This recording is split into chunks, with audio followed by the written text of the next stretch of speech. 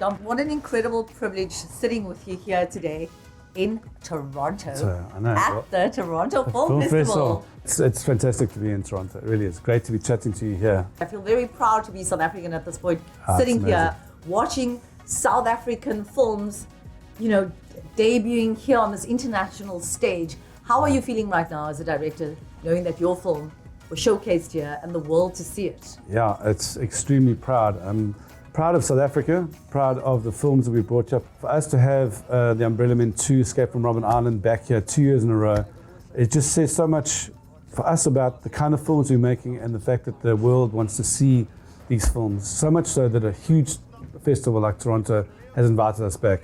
Kudos to the actors, to the cast. Nelson Mandela. What's going on? Jerome Mortimer and Tiger are stuck on Robben Island.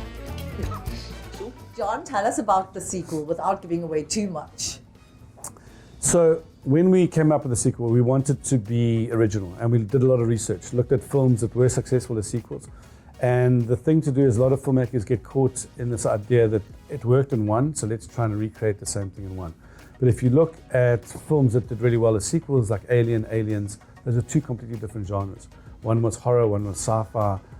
So our thing was, if we're going to do a second one, let's not try and repeat the premise of the first one. So we changed the genre to Prison Break, and because we wanted to keep it fresh, we wanted to have, the first one was very much centered on the guys, but for two, to keep it fresh, we wanted to center on the ladies. You've brought in quite a few comedians as well this time around. Yeah.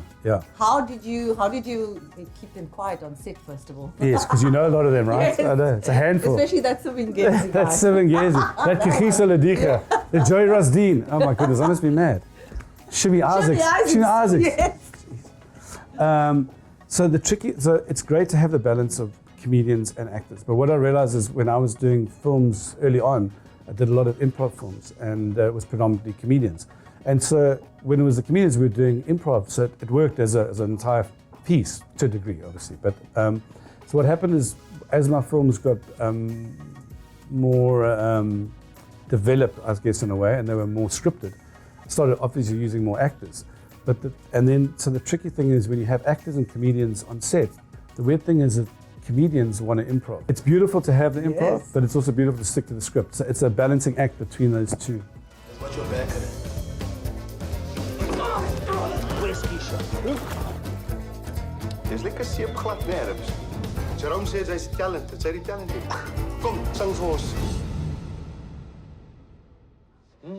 Joel and Tsepiso Chikapapiri and Dan Jarvitz, they created a company called Known Associates in Entertainment, KAE. And before that, I had spent 14 years trying to hustle the script until someone said Joel's back in the game and he's looking to do films.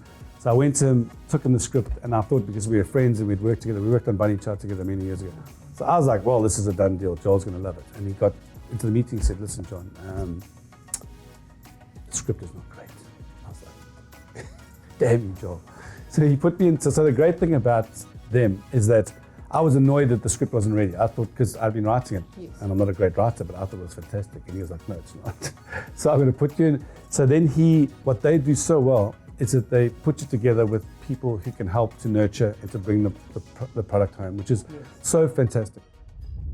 Are we safe yet? We've been paid R1 million in counterfeit cash. Really? Counterfeit cash? It's $1 million you used to pay off the debt.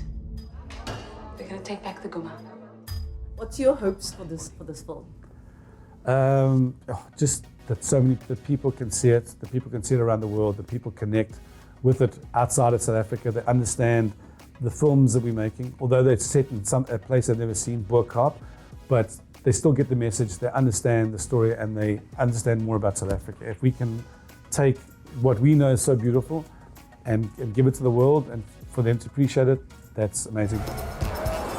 John, so where are we able to watch it in South Africa? EVOD have come on board. They've funded both projects with the IDC, with the DTI, of course, and NFEF. Honestly, the most important thing is at home. If the people of Boerkaap and Cape Town and South Africa love this film, that's what the market is. We make this film for them. I need some you to give me some options. We need the command.